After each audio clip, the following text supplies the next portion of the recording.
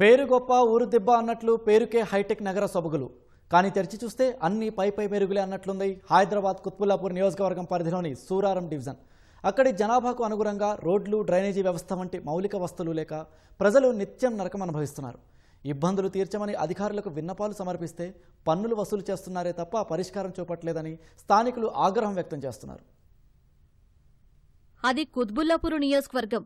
చుట్టూ ఎన్నో భవంతులు, ఆకాశాన్ని అంటే అద్దాల మేడలే. ఇదంతా బాగానే ఉంది.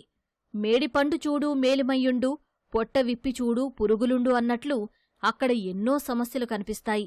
ప్రధానంగా సూరారం డివిజన్లో కనీసం మౌలిక వసతులకు కూడా లేని పరిస్థితి. ఎక్కడ చూసినా మట్టి రోడ్లు, గుంతలు పడిన రహదారులే కనిపిస్తాయి.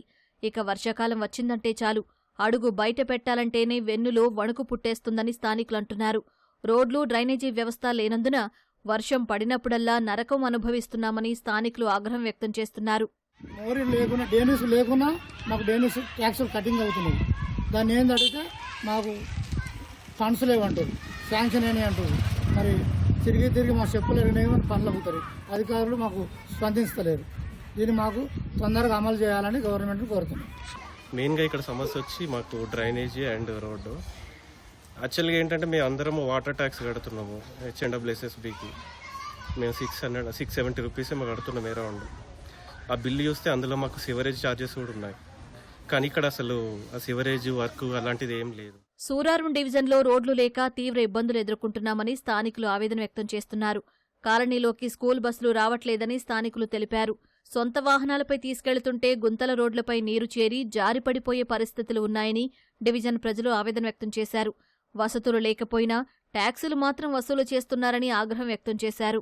ఎమ్మెల్యే దగ్గరికి వెళ్ళాము, చూస్తాము వస్తాము అని అన్నారు తప్ప వర్క్ ఏమైతే ఏం ప్రోగ్రెస్ లేదని. ఓట్లు అయిపోయిన తర్వాత అసలు మనం పట్టించుకున్న నాదుడే లేదు. ప్రధాన సమస్యలు 2 థింగ్స్ అండి. ఒకటేమో సెంట్రల్ డ్రైనేజ్, ఇంకోటేమో రోడ్లు. సో వీటి వల్ల మేము చాలా సమస్యలు ఎదుర్కొంటున్నాం. స్వయంగా మా డబ్బులు కలెక్ట్ చేసుకొని ఈ మట్టి అంతా పూడ్చుకుంటున్నాం. బట్ ఎప్పుడైతే వర్షాలు వస్తాయో అప్పుడు అంత బురదగా మారుతుంది. సో స్కూటీలు స్కిడ్ అవ్వడం, పడిపోవడం జరుగుతుంది. సో వాళ్ళు పరిష్కరిస్తామంటున్నారు కానీ కొంచెం డిలే అవుతుంది. సుదీర్ఘకాలం నుంచి సమస్యలు తీర్చాలని అనేక మార్లు అధికారులకు విజ్ఞప్తి చేస్తున్నామని, అధికారులు, ప్రజాప్రతినిధులు పట్టించుకోవడం లేదని స్థానికులు ఆరోపిస్తున్నారు. అన్ని కాలనీల్లో రోడ్లు, డ్రైనేజీ వ్యవస్థలను ఏర్పాటు చేయాలని డిమాండ్ చేస్తున్నారు.